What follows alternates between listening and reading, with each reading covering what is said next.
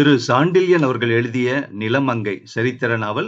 இந்த நாவலோட அடுத்த பகுதி இப்ப கேட்க போறோம். இதுக்கு முந்தின பகுதிகள் லிங்க் இந்த வீடியோ டிஸ்கிரிப்ஷன்ல இருக்கு. அதையும் நீங்க கேட்டுக்கலாம். இப்ப அடுத்த பகுதி கேட்கலாமா? பகுதி 4 மற்றும் இறுதி பகுதி. அத்தியாயம் 10. சுற்றி வந்த வேல்கள். ஒரு நாள் போதாது, பூமியும் ஆள முடியாது என்ற சொற்கள் தோப்பின் ஒரு மூலையில் இருந்து எழுந்தன. அதனால் பிணைந்த இருவரும் பிரிந்து 2 அடி எடுத்து வைத்து தங்கள் வாள்களை எடுக்க முயன்றார்கள். பயனில்லை, உங்களை நோக்கி வேல்கள் குறிவைக்கப்பட்டிருக்கின்றன என்ற குலபதியின் குரலை தொடர்ந்து திடீரென தீபங்கள் தெரிந்தன அந்த தோப்பில்.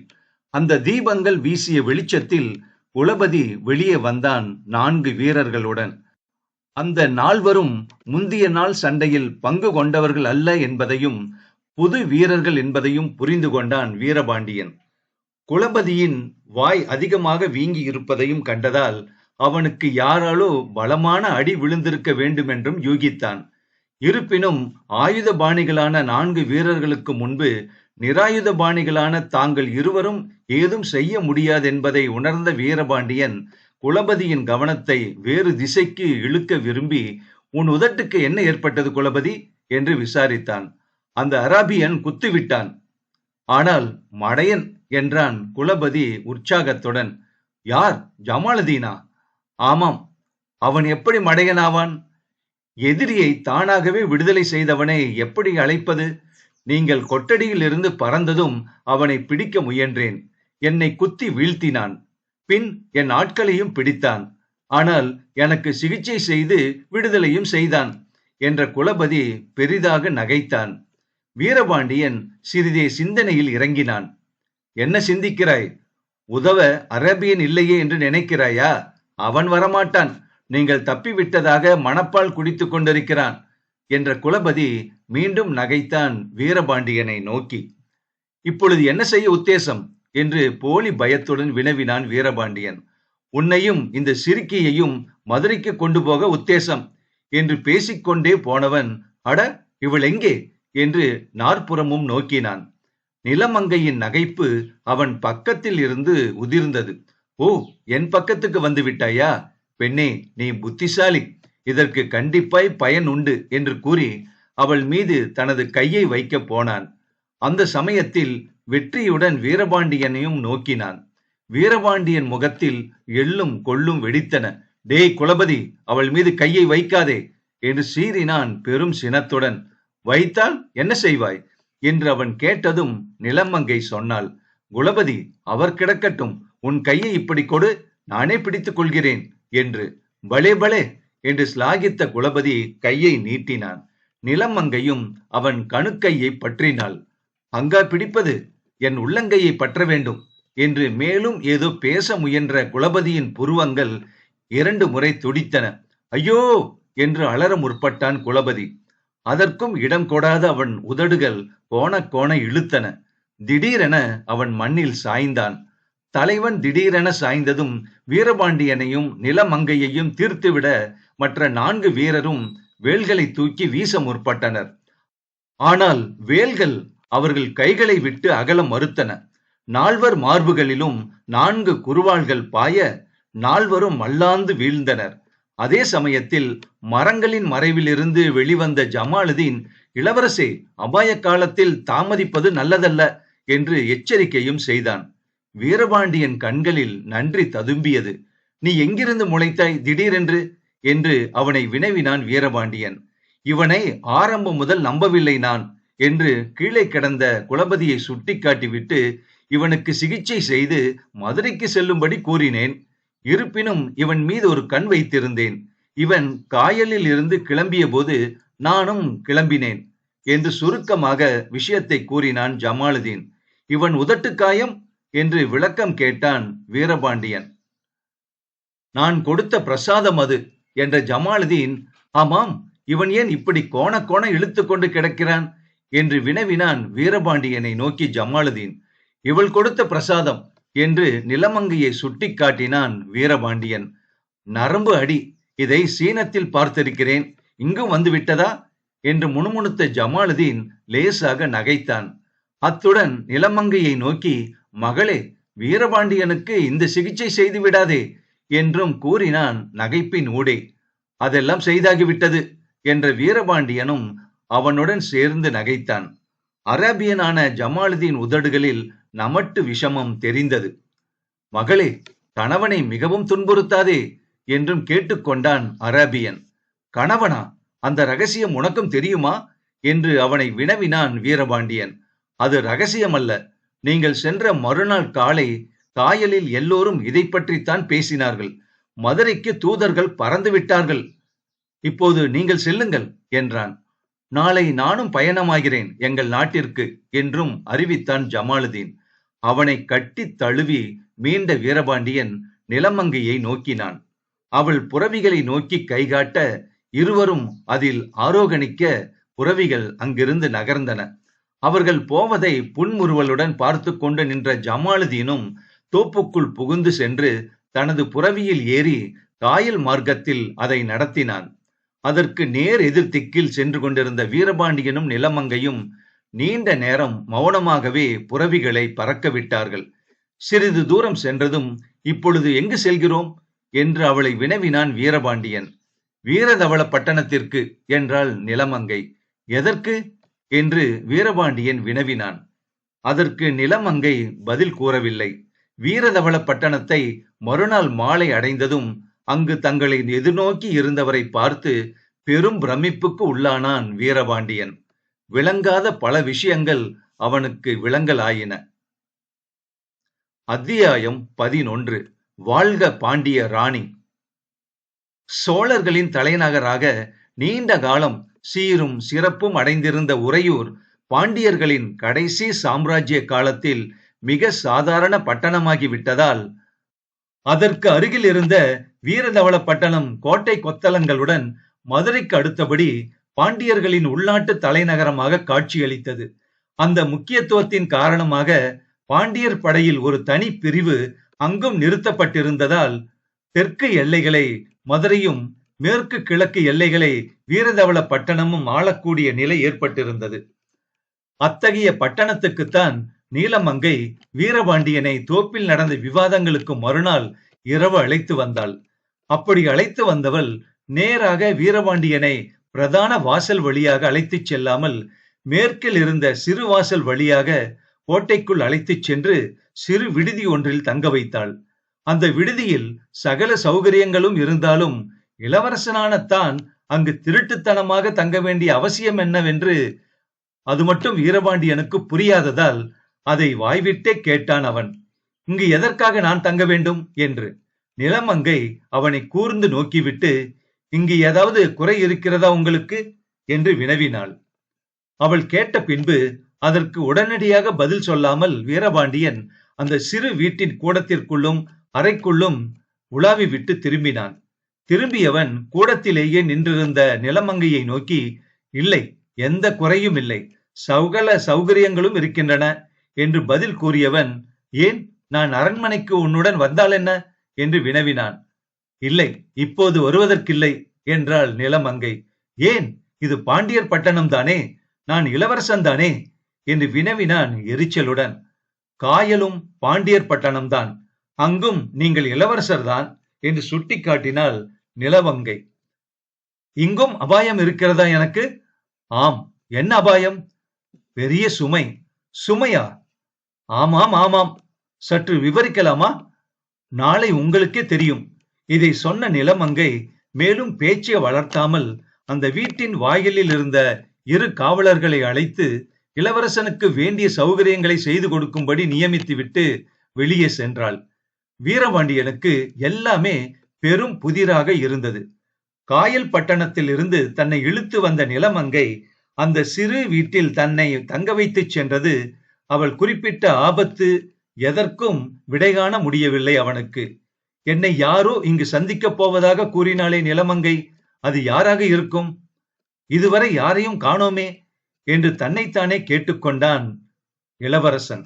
பிறகு மனதை அதிகமாக குழப்பிக் கொள்ளாமல் நீராடிவிட்டு வேறு ஆடை புனைந்து உணவருந்தி படுக்கச் சென்றான். அவன் படுத்து ஒரு நாளிகை கூட இருக்காது. அந்த சிறு வீட்டின் கதவு கிரீச் என்ற சத்தத்துடன் திறக்க அரச உடையணிந்த நடுத்தர வயதை தாண்டிய ஒருவர் உள்ளே வந்தார். எங்கே அவள் என்று அவர் கேட்ட கேள்வியில் மிகுந்த அதிகாரம் தொக்கி நின்றது மட்டுமல்லாமல் வீரபாண்டியனுக்கு வியப்பையும் அளித்தது.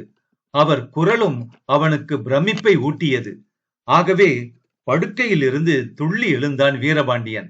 அந்த சமயத்தில் அந்த பெரியவரும் அங்கே உள்ளே நுழைந்தார். யார், தாங்களா என்று பிரமிப்புடன் கேட்ட வீரபாண்டியன் மண்டியிட்டு அவரை வணங்கி அவர் பாதங்களை தொட்டான். பெரியவர் புன்முறுவல் கொண்டார்.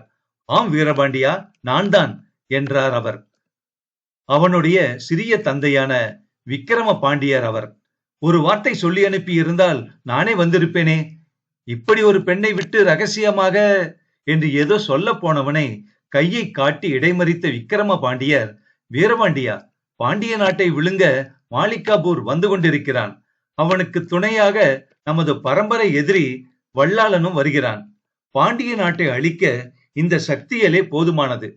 போதாத குறைக்கு உன் அண்ணன் தந்தையின் ரத்தத்தை பாண்டிய மண்ணில் சிந்திவிட்டான். உள்நாட்டு கலகம் வேறு பாண்டிய நாட்டை ஆட்கொள்ள இருக்கிறது. இந்த நிலையில் காவலில் இருக்கும் உன்னுயிருக்கும் உடை வைக்கக்கூடும் என்பதை அறிந்தேன். ஆகவே உன்னையும் உன் மூலம் பாண்டிய நாட்டையும் காக்க நிலமங்கையை அங்கே அனுப்பினேன் என்றார் அவர். பிரமித்து நின்று விட்டான் வீரபாண்டியன். தந்தையே, ஒரு பெண்ணைத்தானா அனுப்ப வேண்டும் என்னை காக்க?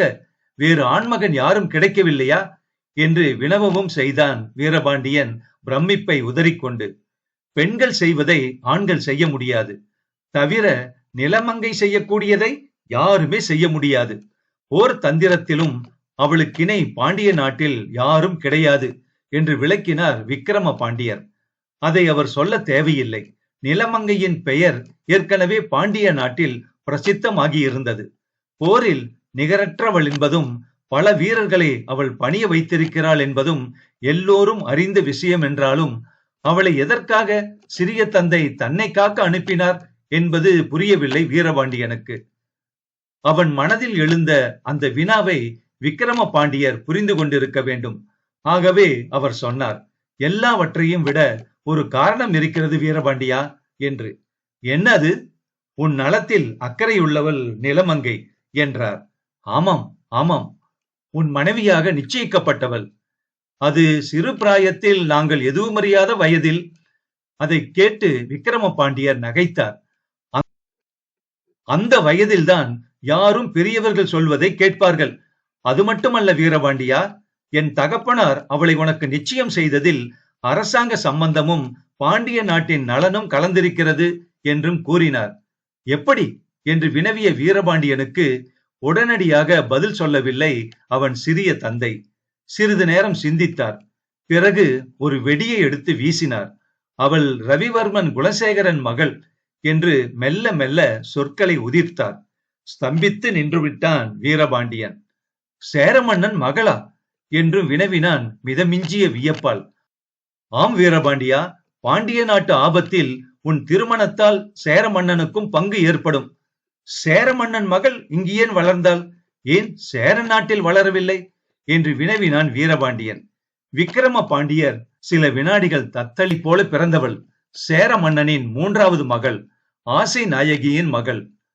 இவள் அங்கிருந்தால் ஆபத்தென்று ரவிவர்மன் சிறு வயதிலேயே உன் தந்தையின் பாதுகாப்பில் இருக்கட்டும் என்று அனுப்பி வைத்தார் என்று மெல்ல மெல்ல உண்மையை சொன்னார். வீரபாண்டியன் முகத்தில் சிந்தனை படர்ந்தது. ஆமாம், புரிகிறது இப்போது. ஒரு மன்னனின் ஆசை நாயகியின் மகள் இன்னொரு மன்னனின் ஆசை நாயகியின் மகனை மணக்கிறாள். உயர்வு தாழ்வு ஏதுமில்லை. அவளை நமது மந்திரி வளர்த்ததால் அவள் உயர்குலத்தவள் என்று நினைத்தேன் என்று வீரபாண்டியன் கூறிவிட்டு நகைத்தான். விக்கிரம பாண்டியரின் முகத்தில் சினம் பீரிட்டு நின்றது. அது அவர் சொற்களிலும் பரவி நின்றது. குலத்தினால் சிறப்பில்லாவிட்டால் என்ன? குணத்தினால் சிறந்தவள், வீரத்தில் சிறந்தவள். என் அண்ணன் உன்னை இளவரசனாக்கி இராவிட்டால் அவளை நானே வீரதவள பட்டணத்தின் அரியணையில் ஏற்றுவேன். என் இஷ்டத்துக்கு மாறாக உன்னை அங்கு அமரச் செய்ய வேண்டியிருக்கிறது இப்போது என்று சுடு சொற்களை உதிர்த்த விக்கிரம பாண்டியர், நாளை உனக்கு திருமணம், மகுடாபிஷேகம் இரண்டும் நடக்க உள்ளன என கூறிவிட்டு அந்த வீட்டில் இருந்து விடுவிடுவென்று வெளியேறினார். வீரபாண்டியன் அவரை தொடர்ந்து வாயிற்படி வரை சென்றான்.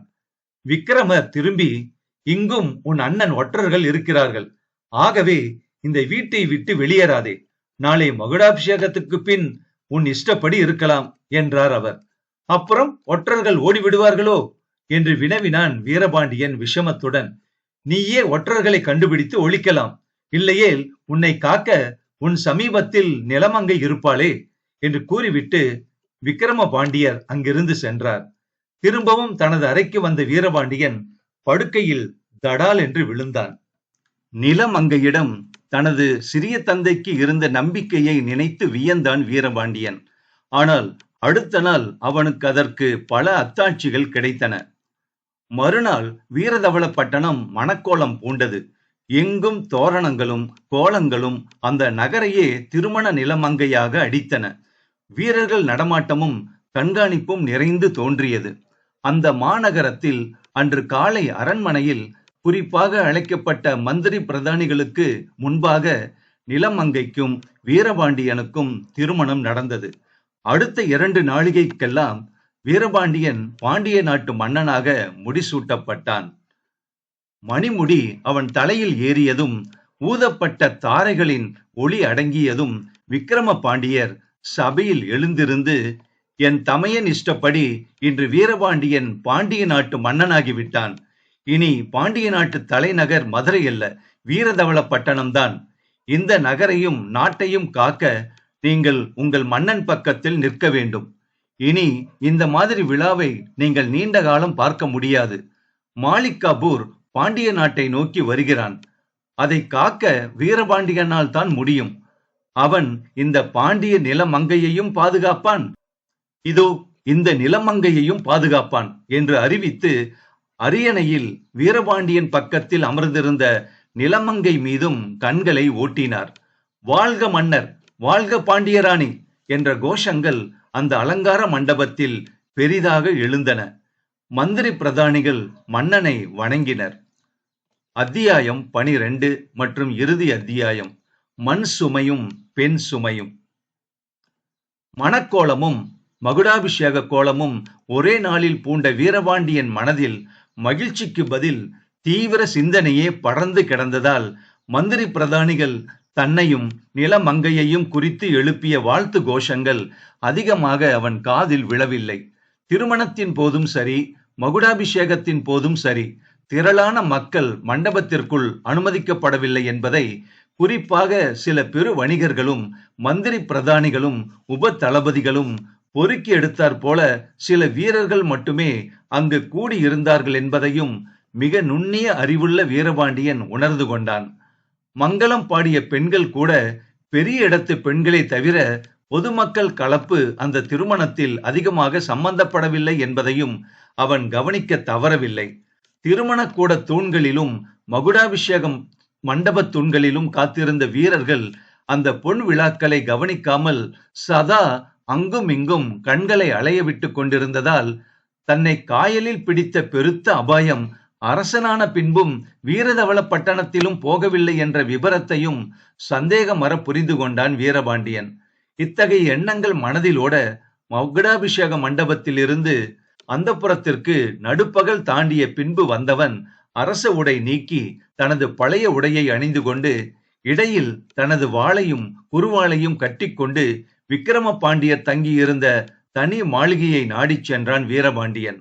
அவன் அந்தப்புறத்தில் இருந்து புறப்பட்டதும் அவனை தொடர இருந்த கட்டியக்காரர்களையும் காவல் வீரர்களையும் சைகை செய்து அங்கேயே இருக்கச் சொல்லிவிட்டு தன்னந்தனியே விக்கிரம பாண்டியன் மாளிகைக்கு வந்து சிற்றப்பனை அவரது அறையில் சந்தித்தான். அவன் வயதின் காரணமாக அலுத்து போய் அப்பொழுதுதான் சற்று இளைப்பாறிக் கொண்டிருந்த விக்கிரம பாண்டியர் வீரபாண்டியனை வியப்புடன் நோக்கி படுத்த நிலையில் இருந்து எழுந்து உட்கார்ந்தார். இன்று உன்னுடைய மகுடாபிஷேக நாள் மற்றும் திருமண நாள் என்று சுட்டியும் காட்டினார் அவர். ஆனால் மகிழ்ச்சி நாளல்ல என்றான் வீரபாண்டியன் திட்டமாக. ஏன்? விக்கிரம பாண்டியர் புரிந்தும் புரியாதது போலவே வினவினார். திருமண மண்டபத்தில் பொதுமக்கள் திரள காணோமே என்ற வீரபாண்டியன் அவரை உற்று நோக்கினான். விக்கிரம பாண்டியர் சிறிது நேரம் சிந்தனையில் இறங்கினார். கடைசியாக கேட்டார், அதனால் என்ன? இன்று மக்கள் மகிழ வேண்டிய நாள் அல்லவா? எப்படி நமது பழக்கம் என்று அதற்கு வினவினான் வீரபாண்டியன் தன் கூரிய விழிகளை விக்கிரம பாண்டியர் மீது நாட்டி. பழக்கங்கள் சாதாரண காலத்திற்கு ஏற்பட்டவை என்று குறிப்பாக சொன்னார் விக்கிரம பாண்டியர். இப்போது காலம் அசாதாரணமானதா என்று கேட்டான் வீரபாண்டியன். மாலிகாபூர் வருவதையும் உன் அண்ணன் தந்தையை கொலை செய்ததையும் உன்னையும் தீர்த்து கட்ட பார்ப்பதையும் எப்படி நீ நினைக்கிறாய்? சாதாரண சம்பவங்களாகவா என்று திருப்பி கேட்டார் அவர். அதனால் காலத்திற்கேற்ற கோலம் போடுகிறோம் என்ற விக்கிரம பாண்டியர் தமது பஞ்சனையில் இருந்து இறங்கி அறையில் அங்கும் இங்கும் நடமாடிக்கொண்டே சொன்னார். வீரபாண்டியரே, பல படோடாபங்களை நான் காரணமாகவே உன்னை பற்றிய இரு வைபவங்களிலும் தவிர்த்தேன். உனக்கு அபாயம் இங்கும் நீங்கவில்லை என்பதை ஏற்கனவே உனக்கு சுட்டிக்காட்டினேன். தூரி வாத்தியங்கள் முழங்க பட்டண பிரவேசம் செய்து கொள்ள வேண்டிய நீ திருட்டுத்தனமாக அழைத்து வரப்பட்டாய். சிறு விடுதியில் இருத்தப்பட்டாய். பிறகு திடீரென திருமணமும் மகுடாபிஷேகமும் நடந்தன. ஆனால் இத்தனை ரகசியமும் உன்னை காக்காது. எனது அண்ணன், அதாவது உன் தந்தை எப்படி அகற்றப்பட்டாரோ அப்படி உன்னையும் என்னையும் அகற்ற உன் அண்ணனின் ஒற்றர்கள், கொலைகாரர்கள் இந்த பட்டணத்திலும் மறைந்து திரிகிறார்கள். ஆகவே நானும் இன்று இரவு இங்கிருந்து மறைந்து விடுவேன் என்று கூறி இந்த இடத்தில் பேச்சை நிறுத்திய விக்கிரம பாண்டியர் வீரபாண்டியன் மீது அர்த்தமும் துக்கமும் நிரம்பிய விழிகளை நாட்டினார்.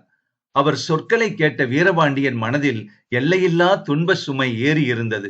நீங்கள் கொலைகாரர்களுக்கு அஞ்சுகிறீர்களா என்று வினவினான் முடிவில் வீரபாண்டியன். ஆம். ஏன்? இன்னும் சில நாட்கள் நான் உயிருடன் இருக்க வேண்டியிருக்கிறது என்றார் அவர். எதற்காக? பாண்டிய நாட்டை காக்க. இப்பொழுது அந்த பணியை ஏற்றால் என்ன? இப்போது சந்தர்ப்பம் சரியில்லையே. எப்பொழுது வரும் அந்த சந்தர்ப்பம்? வெகு சீக்கிரம் வரும்.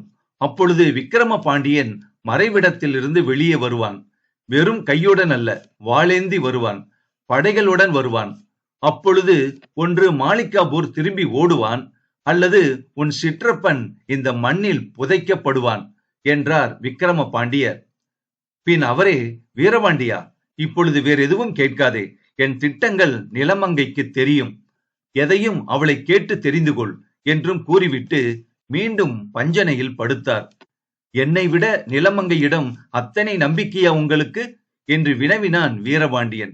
உன்னை விட என்ன? என்னை விட அவளிடம் எனக்கு நம்பிக்கை அதிகம். ஓ வீரபாண்டியா, நிலமங்கை காத்திருப்பாள் என்று கூறிவிட்டு கண்களை மூடினார்.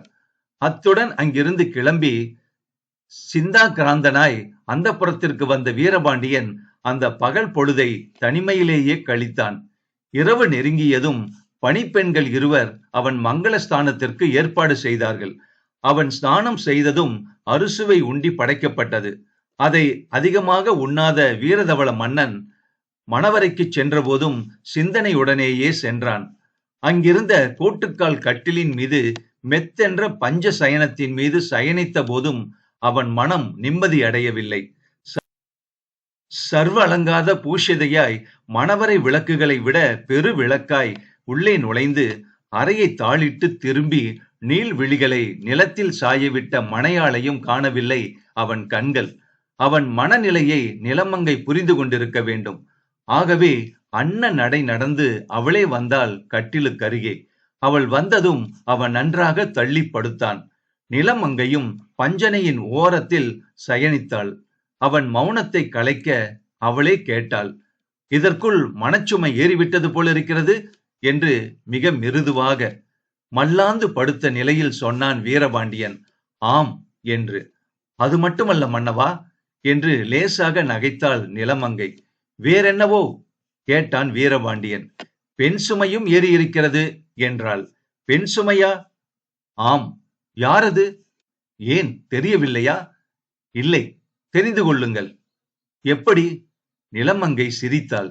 ஏன் சிரிக்கிறாய் என்று சீறினான் வீரபாண்டியன். என்னை கேட்கிறீர்களே எப்படி என்று? அதற்காகத்தான் சிரித்தேன் என்றாள் நிலமங்கை. ஆத்திரம் சற்றே விலகியதால் அப்பொழுதுதான் புரிந்தது வீரபாண்டியனுக்கு விவரம். அவனும் நகைத்தான். இப்பொழுது என்னை என்ன செய்ய சொல்கிறாய் என்று கேட்டான் அவன். நிலமங்கை அதற்கு பதில் சொல்லவில்லை. ஏளன புன்முறுவல் காட்டினாள்.